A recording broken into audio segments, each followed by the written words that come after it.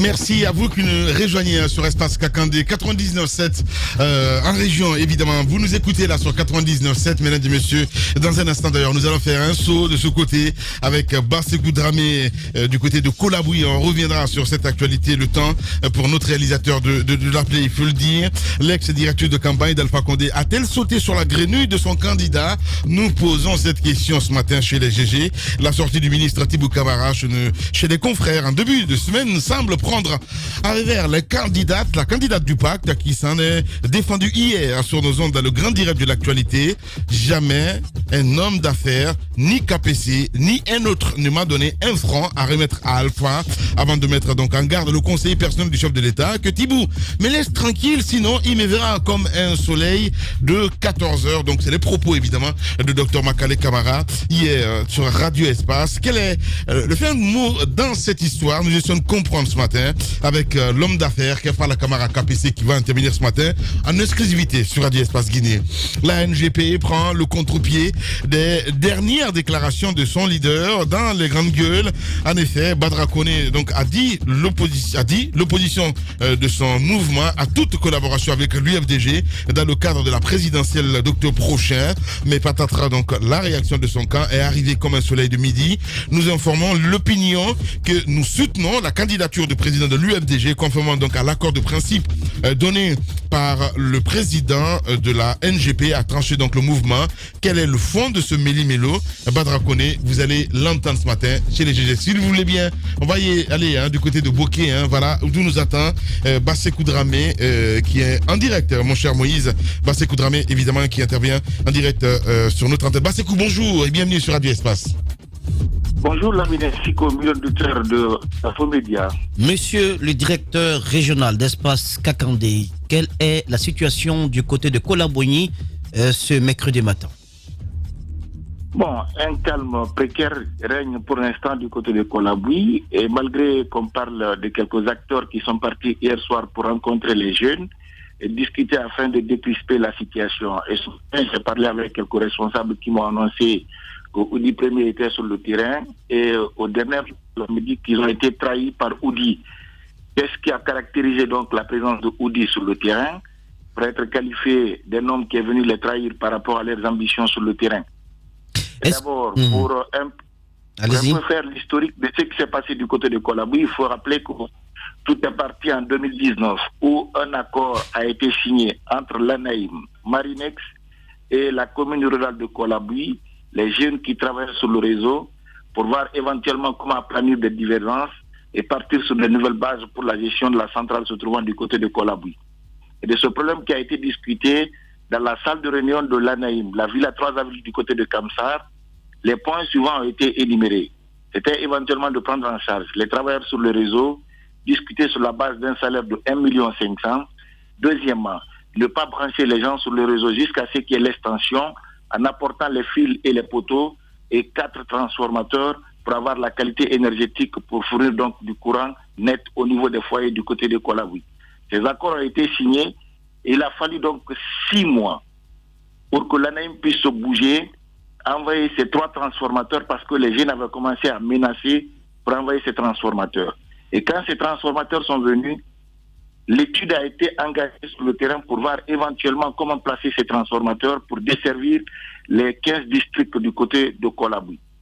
Et pour les districts, le débat a été quoi? Marinex, qui a en charge donc la gestion de la centrale, qui est une société qui opère du côté de Kolaboui, Marinex a envoyé les émissaires, en tête un Sénégalais pour venir faire l'étude de faisabilité, de voir.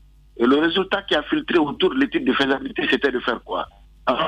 Déplacer la centrale partagée en 2 pour voir comment desservir Kolaboui Centre au niveau de ces 2 centrales-là et passer les transformateurs. Et avant que le rapport même ne soit déposé par Marinex, j'ai pris langue avec quelques conseillers qui ont dit que cette décision de Marinex est une décision qui va prendre du temps et qui ne sera pas au rendez-vous avec les besoins et les réclamations des populations de Kolaboui. Et je vous avoue que depuis que cela s'est fait, il a fallu encore que les jeunes se lèvent pour manifester, pour qu'on puisse engager des véritables politiques de négociation. Les premières manifestations qui sont parties avant cette première manifestation où il y a eu un cas de mort, après ces manifestations, selon nos indiscrétions, que l'ANAIM avait donné l'accord de principe à la société qui opère au niveau de la centrale de Kolaboui, de se bouger pour trouver des poteaux, pour trouver des fils. Mais est-ce que cela a été vérifié sur le terrain? Gros point d'interrogation. Et qu'est-ce qui se passe? Les autorités convoquent les groupes de jeunes à venir les rencontrer du côté de Bokeh pour discuter sur la base de quoi? Et les jeunes avaient donné un délai jusqu'au 5. Le délai qui a été donné jusqu'au 5 était hier, avant-hier.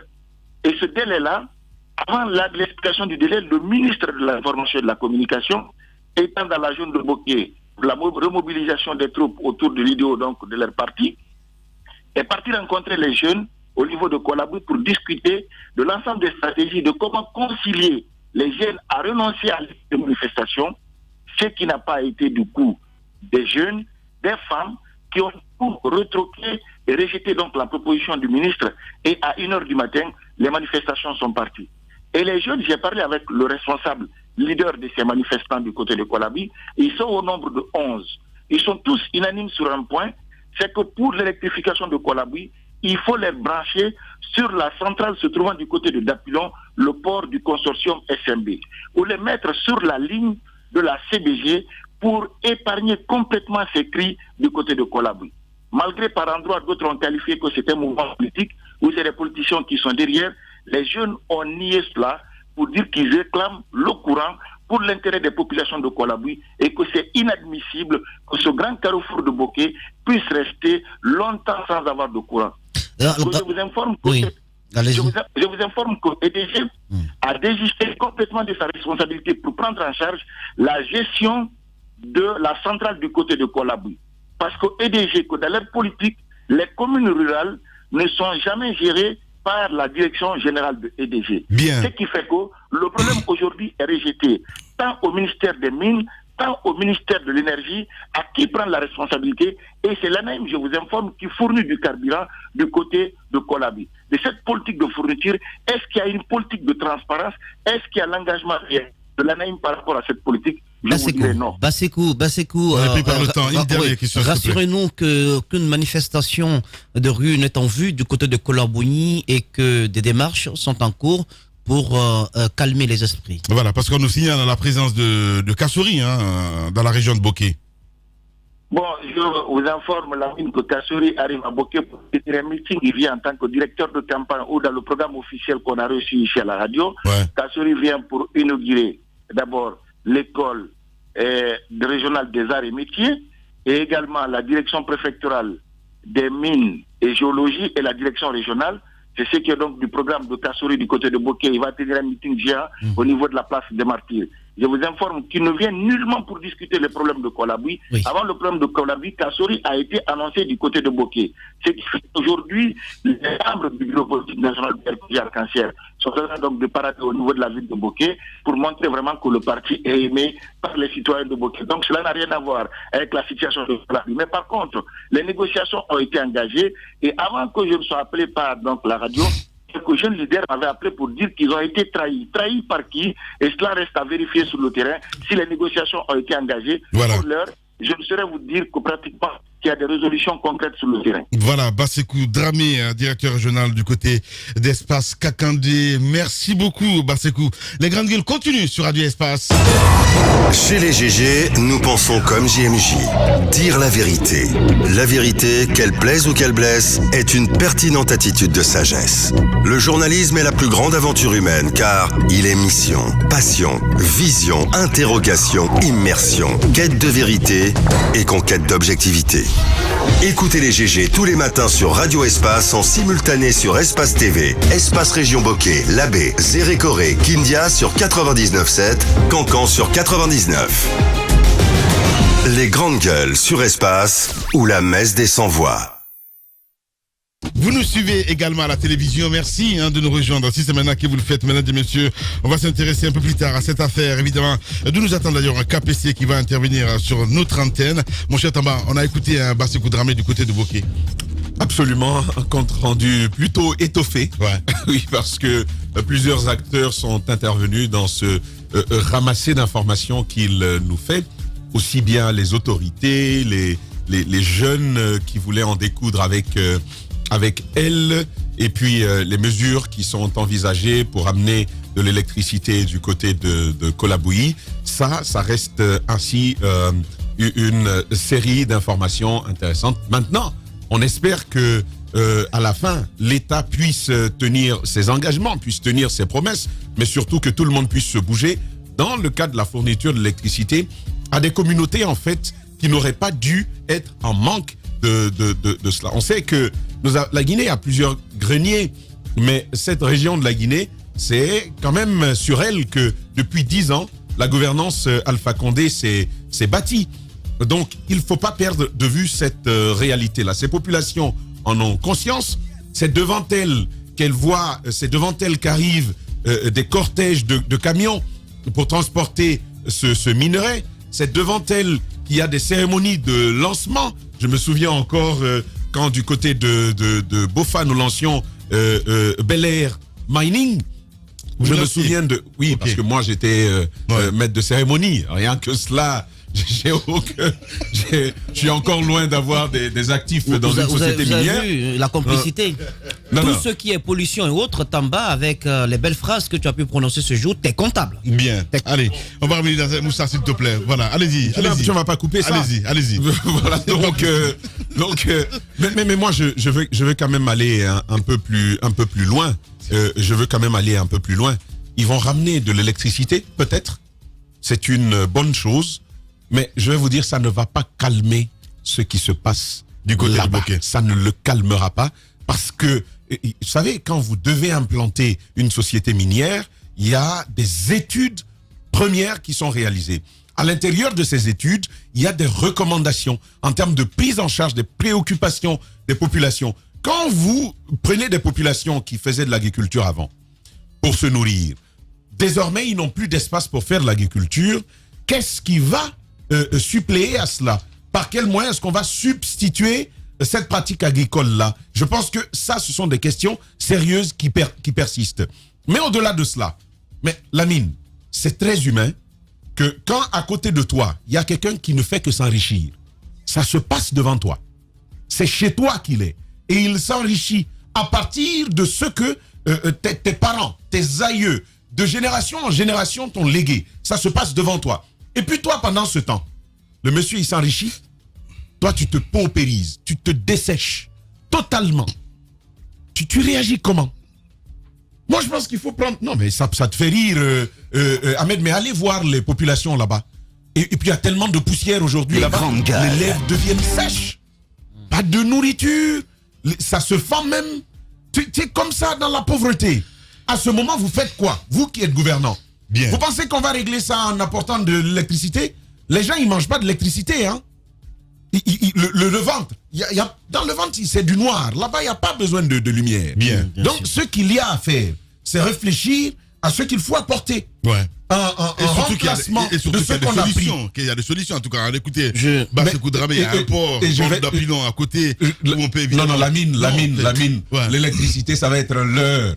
Ça va être l'heure. Si vous voulez donner du courant aux gens, on ne va pas regarder la télé toute la vie. Ce n'est pas son ordinateur qu'on va clavarder. C'est pas sur son ordinateur qu'on va clavarder toute la vie. Tamba. Oui, les gens ont besoin d'autre chose. Bien. Du minimum. Et le minimum là-bas, ça n'existe pas. Ça n'existe pas. Et avec cette période que nous sommes en train de traverser et les années à venir, si rien ne change, la vie va devenir plus dure.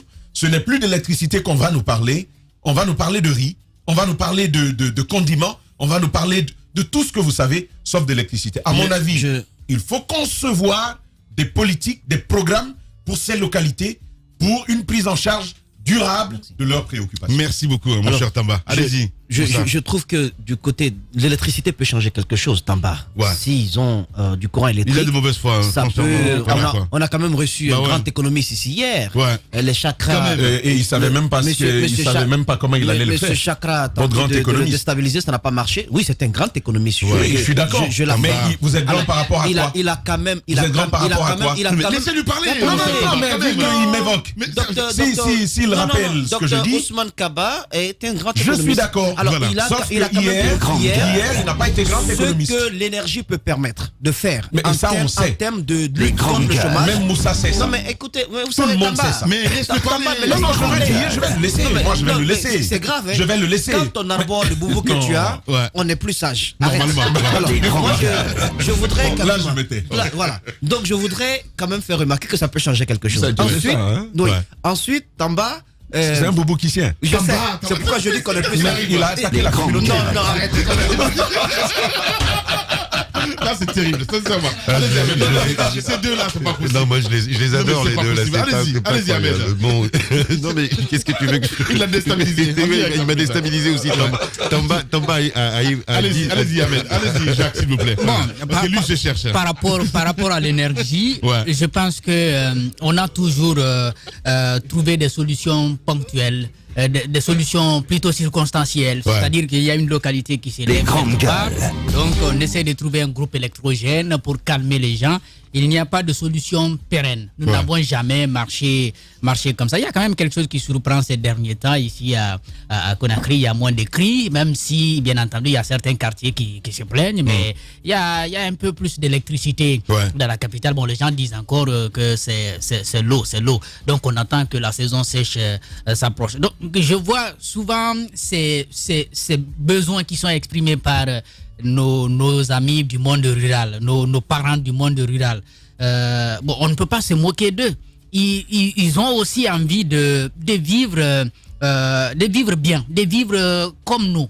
Peut-être pas comme nous forcément, mais d'accéder quand même à l'information. Et pour accéder aujourd'hui à l'information, il vous faut un minimum, un minimum d'énergie. Je pense que les populations de Kolabouyi, plus que d'autres, ont raison de réclamer l'électricité. Parce que eux, ils voient le courant. Ils voient ça à Kamsar, ils voient ça, ils apprennent qu'il y en a à Boké, même si ce n'est pas régulier là aussi. Ils ont envie quand même d'avoir de l'électricité et ils sont traversés tout le temps par ces camions minéraliers qui transportent, n'est-ce pas, de la bauxite. Le président, il a annoncé beaucoup d'intentions, de bonnes intentions d'ailleurs, faire en sorte qu'il y ait de la transformation sur place. En disant ça n'a pas été possible. On n'a pas encore commencé. Je pense que si on avait commencé ça du côté de Boké, ne serait-ce qu'avec une seule compagnie minière, on aurait pu donner de l'électricité comme on a pu le faire avant du côté de Fria, parce qu'il y a une usine là-bas. Donc, il y avait la possibilité de servir, n'est-ce pas, les populations qui sont autour. Mais les problèmes sont grands. Ils ne peuvent pas se résumer à l'électricité. Du côté de Kolabouyi, je suis d'accord avec Tamba. Quand vous voyez les jeunes qui manifestent, vous verrez que ce sont des jeunes qui sont du centre de Kolabouyi. Ceux qui sont dans les villages, eux, ce n'est pas l'électricité qui le réclame. Et ces zones-là n'ont pas d'école. On parlait la dernière fois d'éducation ici. Il n'y a pas d'établissement. C'est dans ces zones-là, vous voyez encore des établissements en hangar ou je sais pas, des cabanes, je veux dire. Des cabanes, voilà, des cabanes construites pour abriter des salles de classe. Je pense que ces problèmes sont grands et quand on veut les aborder, il faut toute une politique. C'est pas apporter des solutions. Il y a un peu d'effort quand même, parce que j'apprends avec des agences, entre autres, on parle de Faudel. Comment ça? Ben oui, entre autres, oui. La nièce là? Oui. Ouais, mais entre autres. Non, je crois que la nièce, ça, c'est autre chose. Non. Je parle de Faudel. Faudel, avec l'ANAFIC. Oui. Oui, on a vu quelques constructions, peut-être, mais je crois que c'est nettement en deçà pour le moment des actes. Il faut reconnaître qu'il y a eu des actes qui ont été posés. Voilà. Je ne dis pas non. Mais quand on voit le besoin qu'on a aujourd'hui dans les zones rurales, on est encore très loin. Alors là, très loin, alors que nous avions la possibilité de faire plus. On avait la possibilité en 10 ans de faire plus, de faire mieux qu'on a pu le faire avec l'ANAFI qui est intervenu quand même vers la fin du mandat, du second mandat du président de la République, il faut le noter. On a quand même fait 10 ans là. Bien. Je pense que le montage autour de Faudel, de l'ANIES, on se pose encore la question, c'est l'ANIES à qui, de Mamri et de l'ANAFIC. L'ANIES quand même, ça, je pense c'est que pas un programme assez sérieux. La mine, ce sont pas quand même des programmes à jeter complètement. Sincèrement, ce sont pas des programmes à jeter complètement. La nièce. Moi, j'adore ma nièce aussi. Surtout, oui, bien sûr. Mais le Premier ministre, qui est un peu l'initiateur de tout cela, ne peut pas l'aboquer, le connaissant stratège, sans s'intéresser à ce qui se passe du côté de Kolabouyi. La réalité sur le terrain, la mission officielle est connue, mais il peut y avoir des missions officieuses parce que ça ne sert absolument à rien si on ne s'attaque pas aux problèmes brûlants de cette localité-là, qui est quand même, on le disait la fois dernière, le couloir stratégique d'acheminement de toute cette bauxite du côté du port de Kamsar. Ouais. Allez-y, mon cher Tamba. Merci. Ce que je voulais dire, non, je disais par exemple sur l'initiative de l'Agnès, oui, c'est une phrase complexe. Ce que je voulais dire sur l'Agnès, c'est que depuis 58, pendant 62 ans, pendant 60 ans au moins, on a dit, c'est eux seuls qui ils volent l'argent de l'État, ils le prennent, ils s'en servent comme ils veulent. Et puis vous avez une agence qui a dit, bon, cette fois-ci, on va partager. Et puis, il y a des apports qui se font.